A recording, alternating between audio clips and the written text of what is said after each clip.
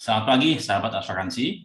Senang sekali bisa menyapa Anda kembali dalam edukasi asuransi. Ya, saya Andres Pilor, guru asuransi, dan kali ini saya ingin berbagi terkait dengan prinsip asuransi yang kedua, ya, yaitu insurable interest. Apa sih itu insurable interest?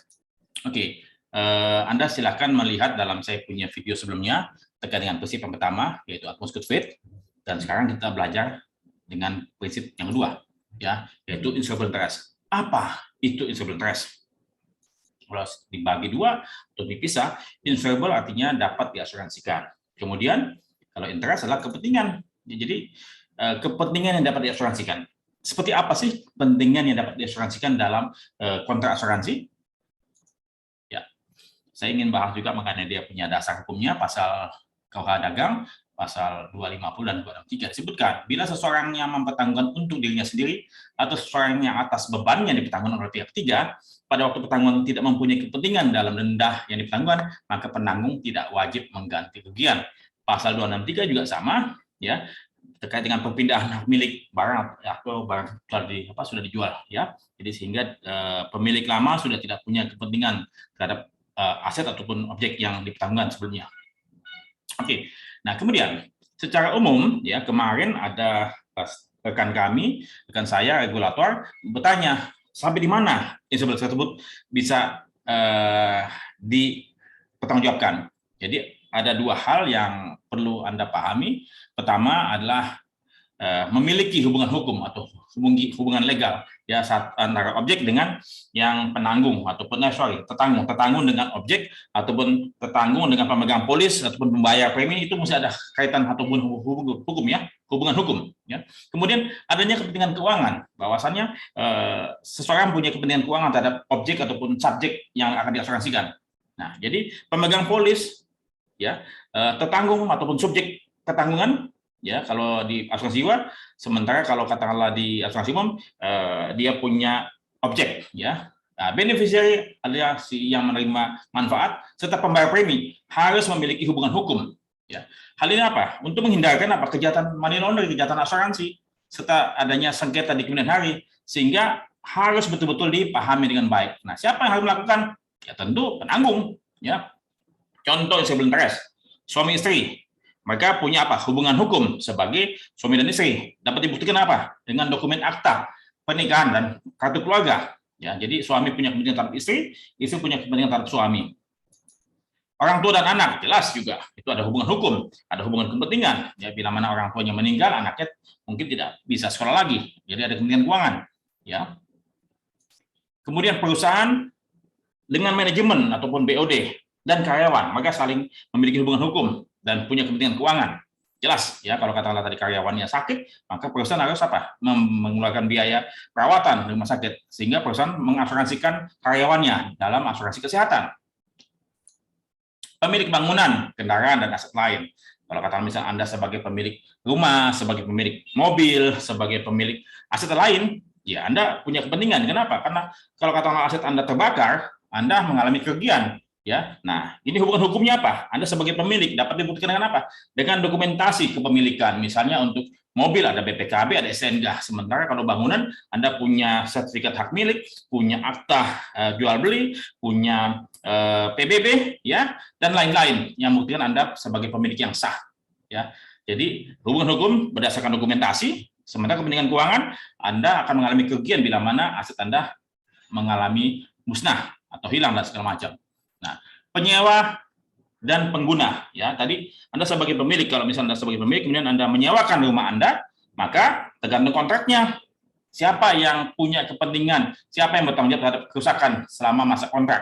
Ya, jadi kalau katakanlah misalnya Anda sebagai pemilik dan Anda mengharuskan penyewa ataupun pengontrak tersebut ataupun pengguna untuk bertanggung jawab terhadap kerusakan, maka dalam kontrak jual sewa menyewa tersebut Anda sebutkan dalam kontrak kerusakan. Bila mana terjadi kerusakan atas aset ataupun rumah yang digunakan oleh pengontrak, maka segala macam kerusakan tersebut menjadi tanggung jawab pengontrak. Maka si penyewa ataupun pengontrak akan mengasuransikan rumah Anda ya dalam polis asuransi kebakaran atau apapun ya, dan kemudian namanya tulis nama Anda sebagai pemilik, QQ nama pengontrak, sehingga kedua belah pihak, baik pemilik maupun penyewa, memiliki kepentingan terhadap rumah tersebut.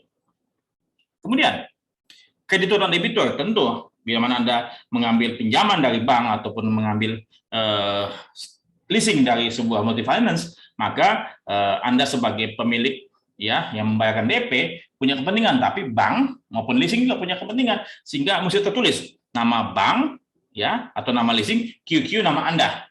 Jadi dua nama tersebut harus tercantum dalam polis karena dua-duanya punya kepentingan. Nah, dalam sebuah pembangunan gedung, sebuah ini prinsipal adalah pemilik proyek ya yang punya uang untuk membangun gedung ya, sementara main kontraktor dan subkontraktor sebagai pihak yang melakukan pembangunan. Nah, jadi semua pihak-pihak yang terlibat dalam pembangunan tersebut harus disebutkan namanya. Apalagi kalau misalnya ternyata si prinsipalnya pemilik itu mengambil uang pinjaman dari bank, maka nama bank pun juga harus dicantumkan dalam polis tersebut ya, sehingga akan banyak nama tertanggung dalam polis CAR tersebut ya. Jadi Anda harus pastikan siapa yang memiliki kepentingan di dalam polis tersebut harus dicantumkan. Kemudian ya, tanggung jawab hukum ya, seperti yang saya sampaikan pada materi sebelumnya, bahwasanya kita sebagai pemilik kendaraan ya punya kepentingan ya terhadap kendaraan kita, bila mana kendaraan tersebut baik dipakai oleh Anda sendiri maupun oleh keluarga ataupun supir, mobil tersebut memiliki kewajiban, Anda sebagai pemilik punya kewajiban untuk mengganti rugi kepada pihak lain akibat tabrakan ya, ataupun Anda sebagai pemilik gedung, Anda memiliki kewajiban untuk melindungi tanggung jawab hukum Anda. Misalnya Anda hotel, mall, apartemen ya, bila mana ada tamu datang ke sana mengalami kecelakaan akibat liftnya jatuh atau akibat jatuhnya langit-langit, atau Anda dia terpleset saat ada petugas kebersihan yang melakukan kewajibannya tapi tidak pasang signing wet floor dan segala macam, Anda punya kewajiban ya, itu insolvent interest Anda harus memiliki policy liability ya, entah dia punya public liability, atau misalnya Anda sebuah pabrik yang menghasilkan suatu produk, Anda harus punya produk liability bila mana ternyata misalnya Anda punya kesalahan dalam memproduksi makanan ataupun pakaian dan segala macam, dan Anda punya konsumen mengalami kerugian, Anda bisa dituntut. Nah, langkah memastikan adanya insolvent interest terhadap antara pemegang polis, tertanggung ataupun objek. Ya, pertama, ya perusahaan asuransi atau asuransi melalui wakilnya, pemasar dan atau agen harus menggali informasi. Ya, harus menggali informasi keterkaitan antara yang mengajukan asuransi, siapa yang mengajukan asuransi dengan subjek atau objek, siapa yang mengajukan, siapa yang memohon. Itu harus ada hubungan hukum dan kepentingan keuangan. Harus pastikan ya, kalau penutupan lewat pialang asuransi harus memastikan hubungan hukum ini atau kepentingan keuangan. Tapi kalau melalui agen ya asuransi ataupun dia beli langsung ke asuransi umum, maka petugas pemasar ataupun agen asuransi harus memastikan adanya insolvent interest ini.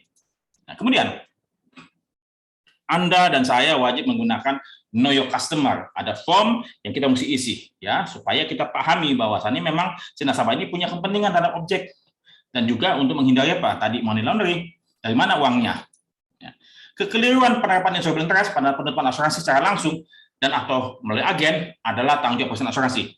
Ya, jadi lagi kekeliruan penerapan insolvent interest pada penutupan asuransi secara langsung, jadi nasabah beri langsung ke perusahaan asuransi dan atau melalui agen adalah tanggung jawab perusahaan asuransi.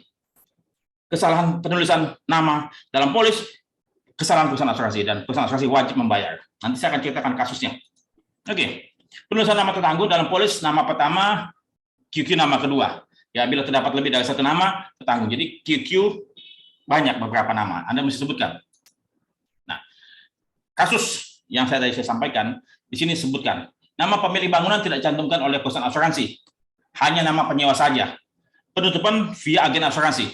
Kekeliruan yang terjadi karena agen asuransi dan atau pihak underwriter perusahaan asuransi keliru menggali ya informasi. Ya, siapa pemilik dan Anda sebagai pemohon, apakah sebagai penyewa atau gimana? Keliru menggali dan mencantumkan nama yang benar dalam polis. Terjadi sengketa, pengacara yang merangkap adjuster membela perusahaan asuransi, padahal dia adalah orang asuransi. Mesti dia tahu bahwa kekeliruan hal ini disebabkan oleh siapa? Oleh agen, oleh pemasar, oleh underwriter perusahaan asuransi. Ya, perusahaan asuransi wajib membayar. Nah, premi 3 tahun diterima atas bangunan, tetapi menolak pembayaran ganti rugi atas bangunan. Ini hal yang sangat-sangat kasar sekali, jorok. Ya, saya pikir pengacara ini perlu dipertanyakan mengenai pemahaman terkait dengan instrument interest. Jadi, kembali lagi, kekeliruan penerapan instrument interest, pencantuman nama dalam polis, nama tetangga dalam polis, ya, bila mana penerapan langsung dan atau lewat agen adalah tanggung jawab perusahaan asuransi. Tetapi kalau melalui piagam asuransi, kekeliruan ini menjadi tanggung jawab piagam asuransi.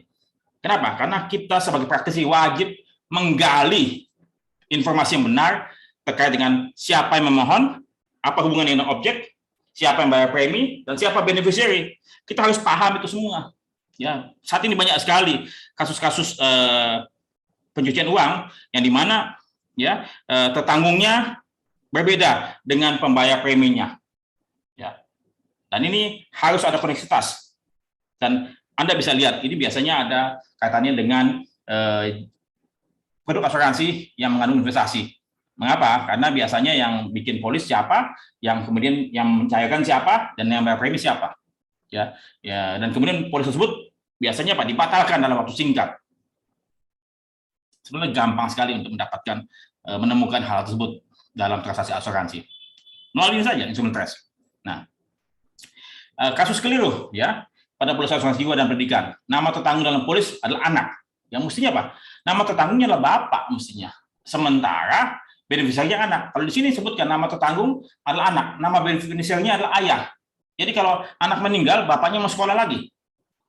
Kan mestinya apa? Kalau ayah yang meninggal, anaknya mesti sekolah. Jadi nama pemegang polis bisa saja bapaknya, ya, tertanggung bapaknya, tapi beneficiarnya adalah anak. Nah, kekeliruan dalam pencantuman nama sebagai pemegang polis, sebagai tertanggung yang dipertanggungkan, ataupun sebagai beneficiary pembayar premi, ini mesti ada hubungannya. Bisa saja yang meminta pertanggungan polis adalah kakeknya, ya. Beneficiary adalah cucunya, ya. Bisa saja yang bayar preminya adalah kakeknya. Kenapa? Karena ada hubungan hukum. Karena kakeknya sayang sama cucunya, tapi kemudian bisa saja yang minta polis kakeknya, kemudian yang dipertanggungkan adalah ayahnya, yang bayar premi adalah kakeknya, beneficiary-nya adalah cucunya. Itu bisa saja terjadi. Tapi yang paling penting, kita harus melihat hubungan hukum, kepentingan keuangan, antara tadi pemegang polis atau pemohon pertanggungan, kemudian yang dipertanggungkan siapa, kemudian beneficiary-nya siapa, dan kemudian siapa pembayar preminya. Ini mesti ada hubungan. Kalau tidak ada hubungan hukum, maka dapat diduga ada money laundry. Ya, sangat mudah. Demikian saya punya presentasi. Semoga bermanfaat. Bila mana Anda membutuhkan pembelajaran asuransi, baik Anda praktisi, profesional asuransi maupun masyarakat luas, ataupun Anda apapun profesi Anda mengenai asuransi, Anda bisa menghubungi saya di etikacademy.com dan bisaasuransi.com. Saya siap membantu Anda dan semoga bermanfaat. Terima kasih, sampai jumpa.